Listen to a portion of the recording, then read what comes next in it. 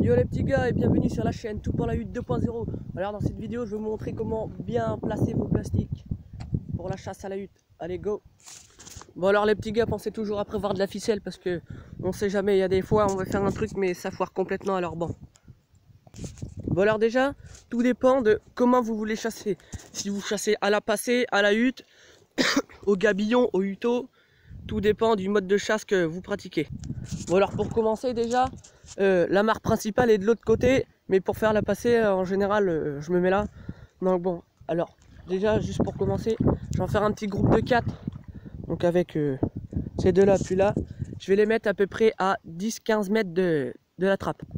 Donc voilà, toi, de la porte à là où c'est que je suis, il n'y a peut-être pas 15 mètres, 10 mètres, même pas. Oula, oula, oula.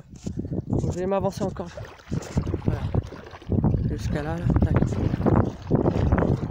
Ah, ça va prendre une paire de bottes. Ouais, donc on va se mettre à peu près par là, quoi. Donc là, ce que je fais, moi en général, je les attache par race de canard. Donc si j'ai un mâle et une femelle dépilée, je vais les mettre ensemble. Et là, le problème, c'est que j'avais pas assez la même race, quoi. Donc là, j'avais une sarcelle, une femelle. Je voulais la mettre avec un mâle, mais il me semble que j'en ai plus. Ouais, je veux plus en avoir. Tac. Donc moi, en fait, ce que je faisais au départ, c'est que, tu vois, j'avais, hop là, viens là, tac, une petite attache juste là, puis une autre au dernier. Comme ça, il se baladait juste en faisant ce mouvement. Mais je me suis rendu compte que ça faisait pas assez vrai, que ça faisait pas assez naturel. Donc du coup, j'ai décidé d'en mettre qu'un. Après, tac, tu vois, t'enfonces bien ton piquet. Ah, c'est un petit corbeau. Un petit corbeau jaune. Et là, ce que je vais faire, je vais mettre les autres là, pas le petit, mais les deux autres, je vais les mettre à peu près. Oh, lui, il vient là. À peu près en face, toi. Histoire que ça soit pas trop serré, mais que ça fasse quand même vrai, quoi.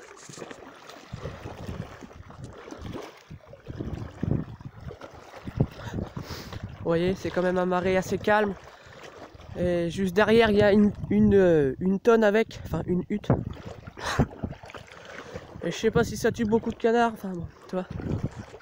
Donc là, ça, vous voyez, ça c'est un mâle dépilé. Parce que le mâle, il a une queue là. Normalement, les mâles, ils ont, bon, pas tous, hein. La plupart, ils ont une queue, ouais, même encore plus grande. Et que les femelles, elles ont pas de queue, tu vois. C'est juste ça. Et ça, si je dis pas de bêtises, c'est... Attends, je retourne voir sur mon papier. Bon, en fait, tu vois, c'est qu'il y a eu un petit problème d'organisation et du coup, j'ai perdu mon papier. Mais bon, si tu sais ce que c'est que ce canard, tu vois, tu te fais pas chier à écouter mes conneries, tu les mets, quoi. Donc, tu vois ça, là, je vais te l'emmener juste après. Et ça, c'était les tout premiers mâles que j'ai connus. C'est les tout premiers mâles de sarcelle. On peut voir que ça a vachement bien évolué depuis. Parce que ceux-là, je trouve qu'ils n'allaient pas du tout avec les autres. Et le problème des autres, c'est que ceux-là, en fait, dans les tout premiers, ils n'avaient pas un bleu. Enfin, même avec tous les anciens canards en plastique, ils n'avaient pas de problème de peinture. Que maintenant, si vous prenez le col vert, les nouveaux en fluo, là, le problème, c'est qu'à une certaine hauteur, j'ai remarqué sur Saint-Just, enfin plus précisément à Artois, j'ai remarqué qu'à une certaine hauteur, le canard, ça fait des refus de pose. Donc en fait, dès qu'il voit que la peinture est trop fluo, hop là, ils s'en vont. Ils viennent pour se poser, si vous préférez, et hop, du coup, après, ils s'en vont. Donc toi, voilà, je viens d'en faire un petit paquet juste là. Tac. Pas trop loin quand même.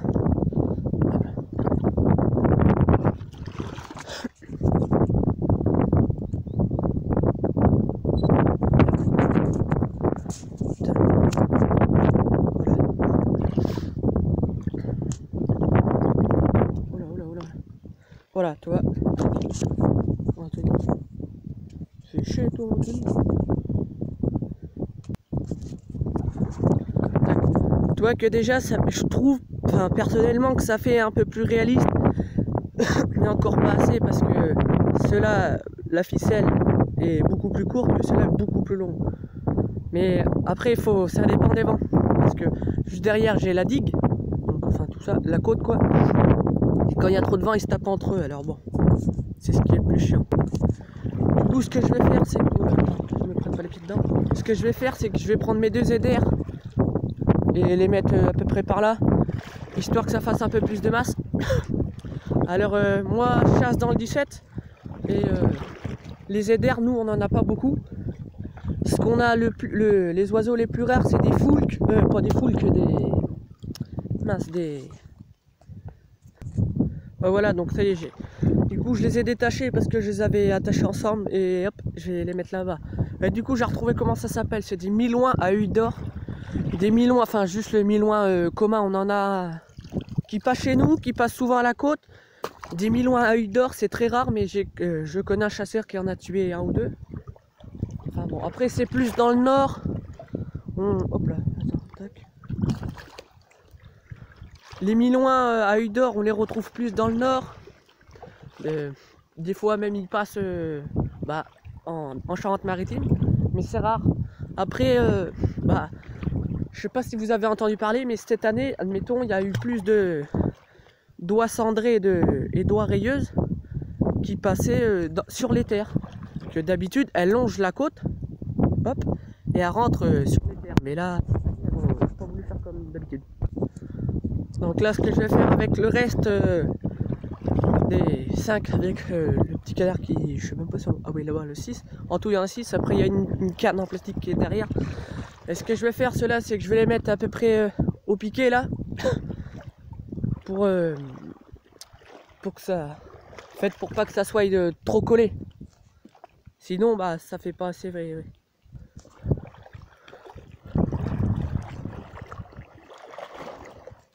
Toi, à peu près... Ouais, même par là, je vais les mettre, tac, toi. Pas tout à fait au piqué. Le piqué, tac.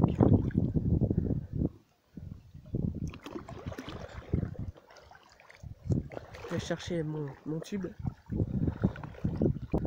Donc voilà, là, je les attache par le cou parce qu'en fait, j'avais prévu de passer mon fil juste là dans la boucle. Oh. Juste dans la boucle et qu'ils puissent naviguer comme ça. Et c'est que quand je les avais mis, j'étais juste en petite botte et du coup, j'ai pas pu descendre très loin. Tu vois ce que je veux dire ou quoi? Et là, juste avec l'eau, ce que je vais faire, c'est que je vais le mettre. Parce qu'avec celui-là, je vais le mettre. Je vais le mettre à peu près au piqué. Puis normalement, je vais voir ce que ça donne de la porte. Tout à fait au piqué, ouais, voilà, toi. Donc bon, on voit que ça fait déjà un petit peu plus réaliste les paquets de canards. Qu'il y en avait 5 là, 1 là, 2 là-bas, partout quoi. Je trouve que ça fait déjà un peu plus réaliste. Mais moi personnellement, je préfère chasser qu'avec ce nombre-là de plastique. 5, 6, même 5, 6, voire même pas du tout. Parce que je trouve que le plastique ça fait fuir le canard. Je vous expliquerai pourquoi dans une autre vidéo. Alors voilà, vous voyez, c'est des petites techniques comme ça qu'il faut savoir. Parce que plus tu as des plastiques qui sont collés, et plus ils vont se taper. Et ton canard dit qu'il va arriver, dit qu'il va entendre taper, hop là il va repartir. Et du coup, c'est ça, c'est ce qu'on appelle des refus de pause. Voilà les petits gars, c'était une petite vidéo comme ça parce que je me faisais chier, je savais pas quoi faire. Et la prochaine sera quand même un peu plus travaillée, j'espère.